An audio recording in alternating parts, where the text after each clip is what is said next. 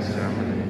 Хлеба нашего щоденного дай нам сьогодні, і отпусти нам провини наші, як і ми отпускаємо виноватым